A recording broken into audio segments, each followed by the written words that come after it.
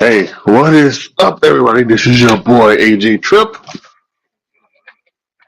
and welcome to the rapid reaction of NXT Halloween Havoc 2024.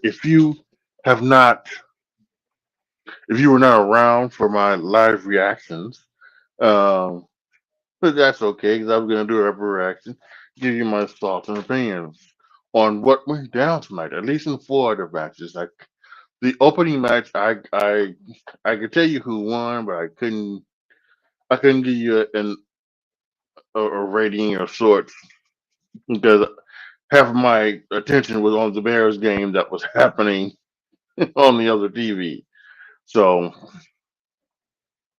but so I can't give you a full rating. I can't give them the rating that they might deserve. From when I looking back and forth, it was a nice match.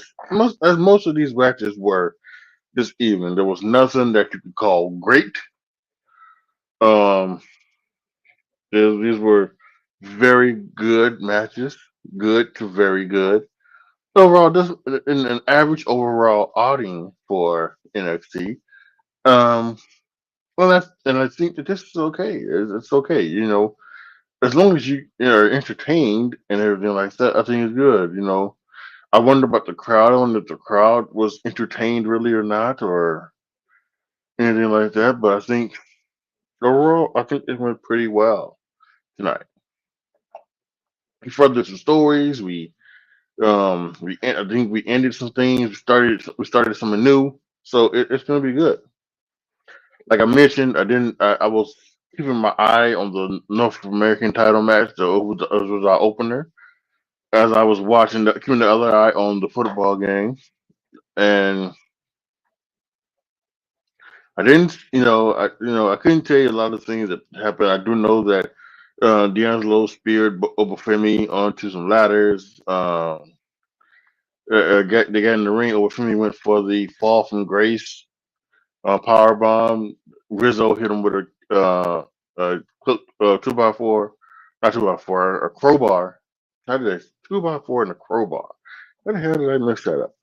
Hit him with a crowbar, and Tony hit the spine buster through a table for the victory. So it was that. Um, I wondered why they did they changed it from a pinfall victory. Maybe what they wanted to do is they wanted to give a victory because yes, Tony won by pinning over Femi, but he did it with a roller. Maybe they wanted to maybe be like a definitive pin. So because if you climb up a ladder and grab it from the ladder, even though that's a good way out, you know, from pinning Obafemi twice in 1 month span. You could also, you know, you could also do some spots that have some interference, which they did. They had some interference. They had Stacks and Luke Cristofino come down along with Rizzo. So, but yeah, good. Now it does make Tony D'Angelo look like a bad man because he has beaten twice the undefeatable. It seemed in over Femi, so it makes Tony look good, and I think he'll go on his run for the NXT Championship.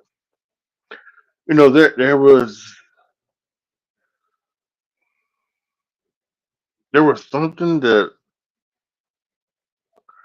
I was going to say about um Tony D'Angelo. I forgot it. I should have written it down, but it was something. There was something tonight that I can't remember, but it was something tonight that I saw, and I should have written it down. I didn't, so that's on me. Um, Next we had the Cora Jade and Roxanne Perez versus Stephanie Vaquer and Julia match. Now there's a little bit at the beginning that I didn't see because that was towards the end when we had the Hail Mary and Washington called it and everything like that.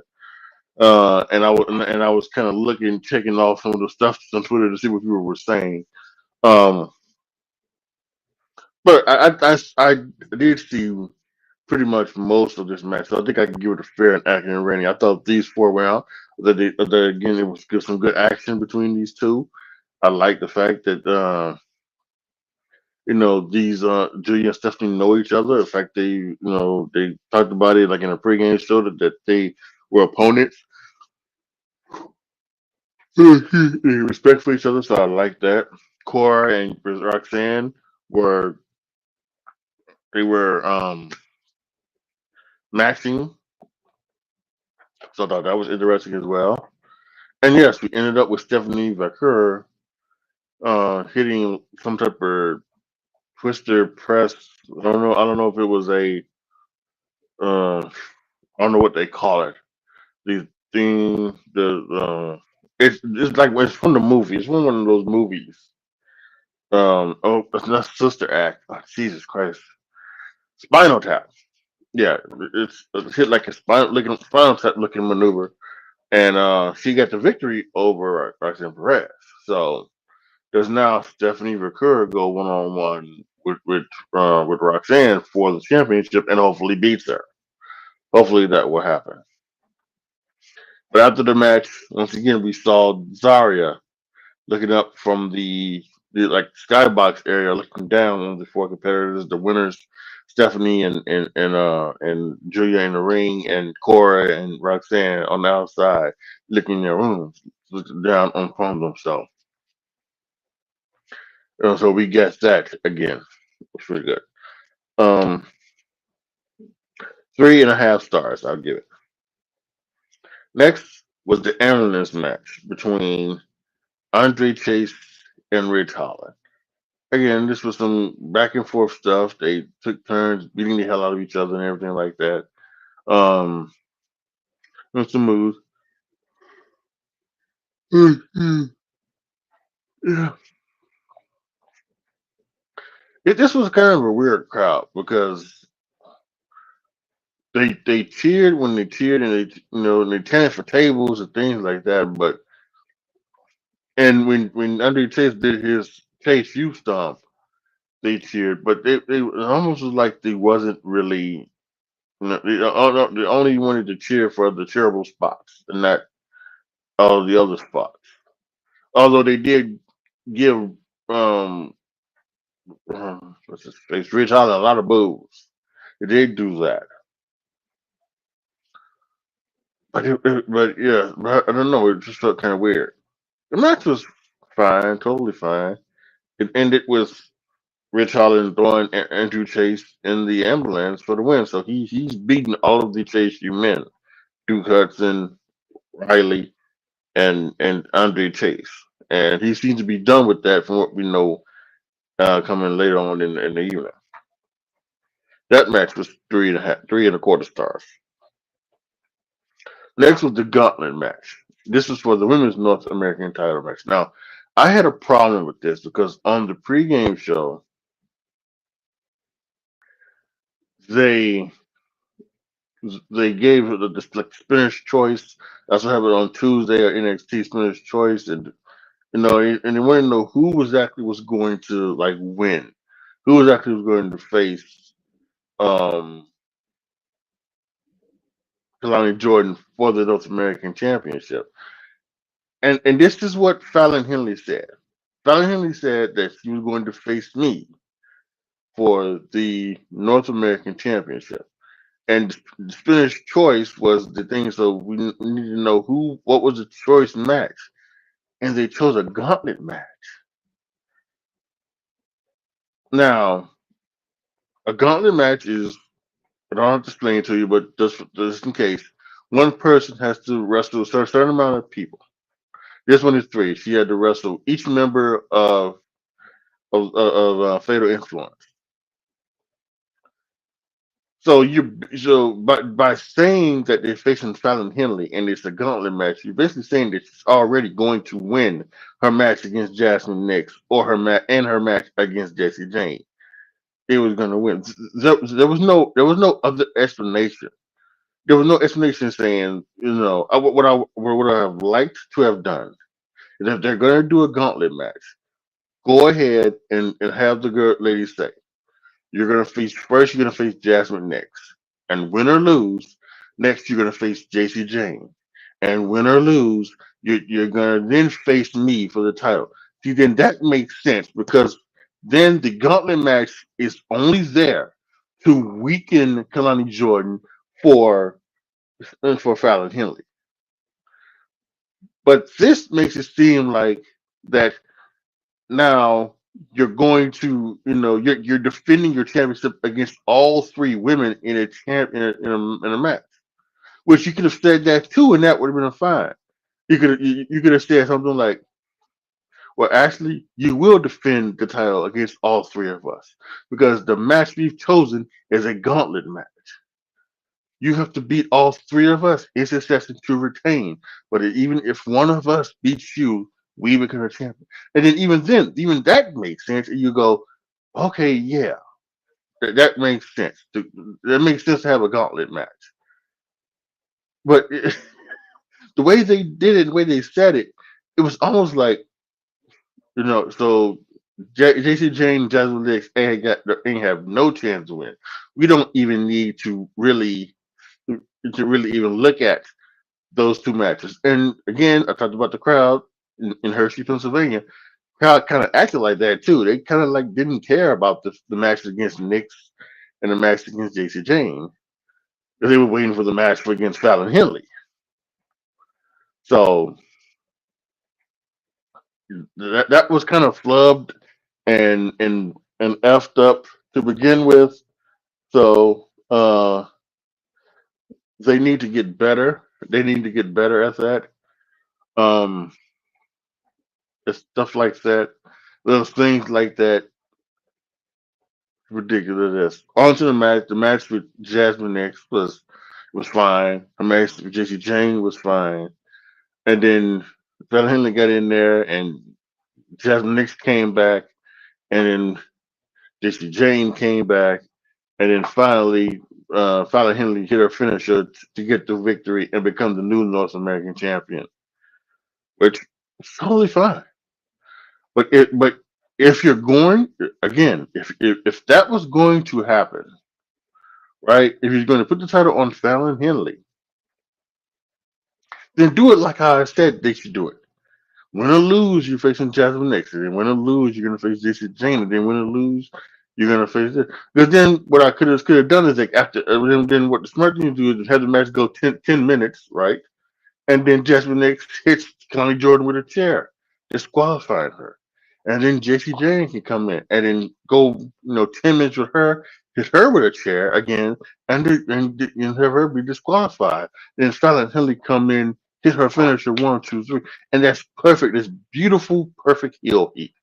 This just didn't make any sense. Again, we like to say that when it comes to NXT, Shawn Michaels likes to cook.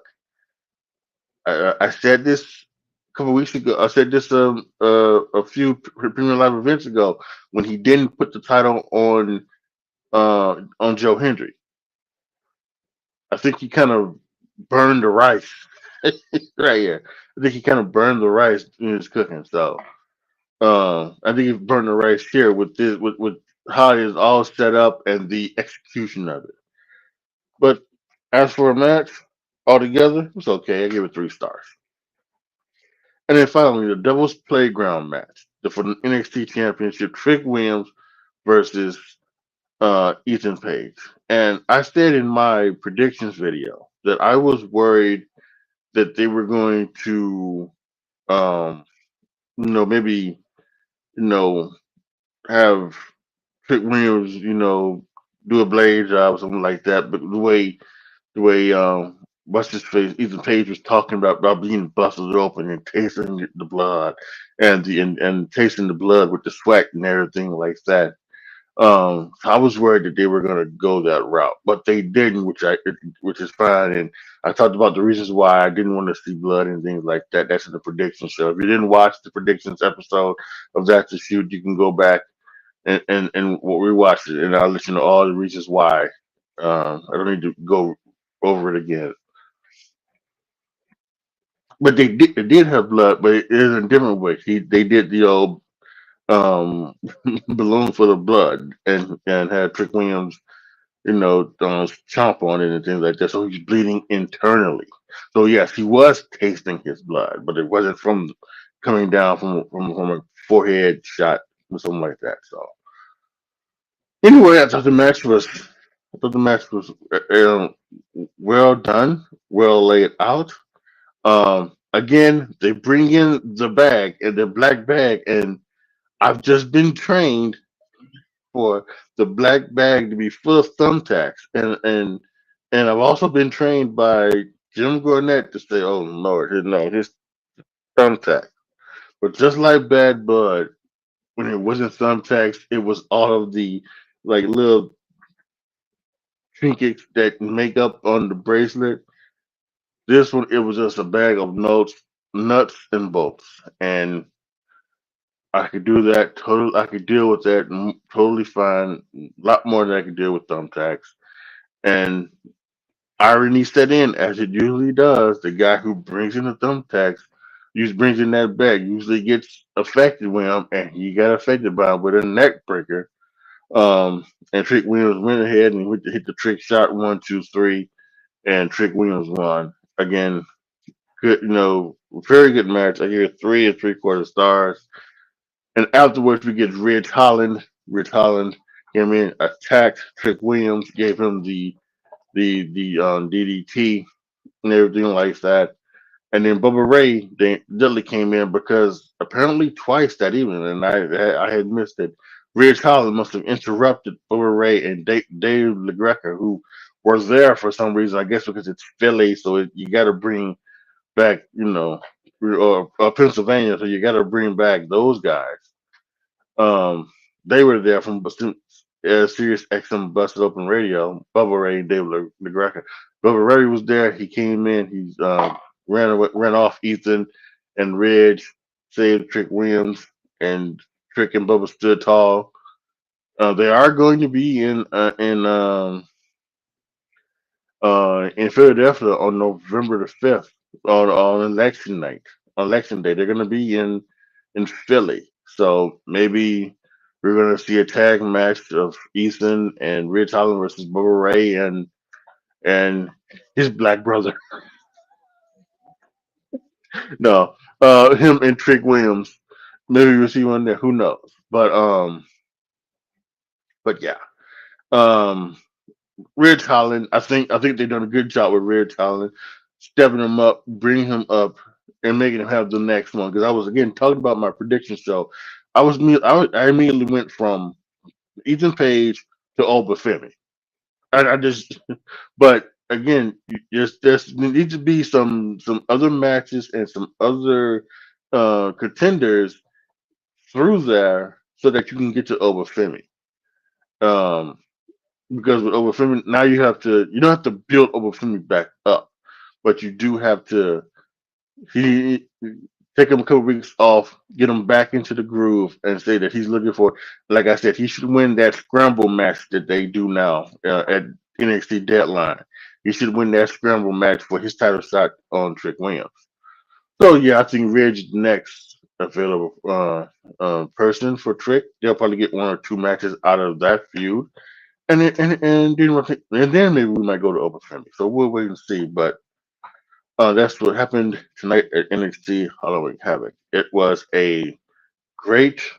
I don't want to say great. It was a good show. It was a good show. Again, I I was watching the Bears game with the Commanders, and um, I think it's probably unfair to give a rating to a match that I was barely looking at.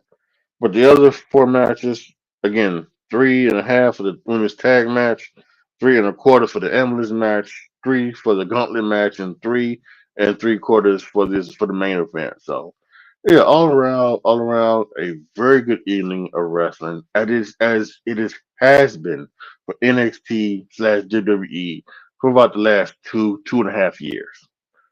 I can't remember if there has been like one stinker of a premium live event since Triple H took over. I would have to go back in my records and see.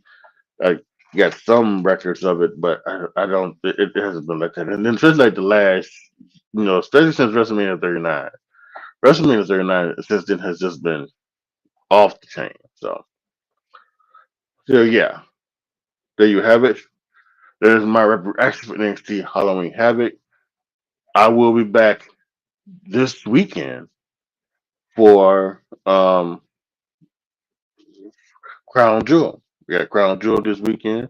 So make sure to be here Friday for that to shoot the predictions episode for Crown Jewel. And then Saturday I will be here to react to Crown Jewel. No live reactions for that. I will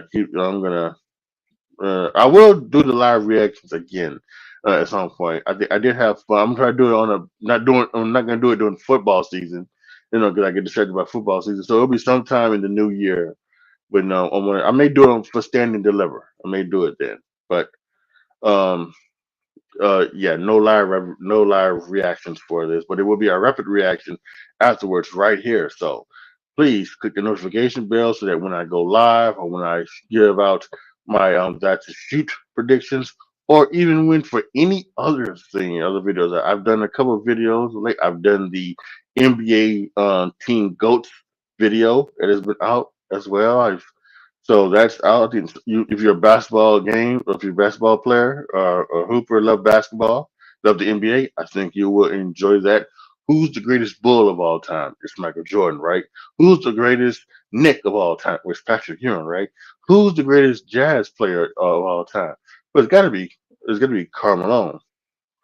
Well, the thing I found said it was John Stockton, and in that video, I tell you why it should be Carmelo, even with all of his off the field alleged antics, or off the court, excuse me. So yes, please there. So if you're watching this on demand, post your comments down below. Tell me what you guys think. Let me know what you guys think in the comment section of my ratings. What were your ratings of this show? How did you like how everything went? Let me know down in the comment section. Like the video, share the video, subscribe to the channel. And as always, thank you guys so much for watching. This is your boy, AJTRIP, signing off.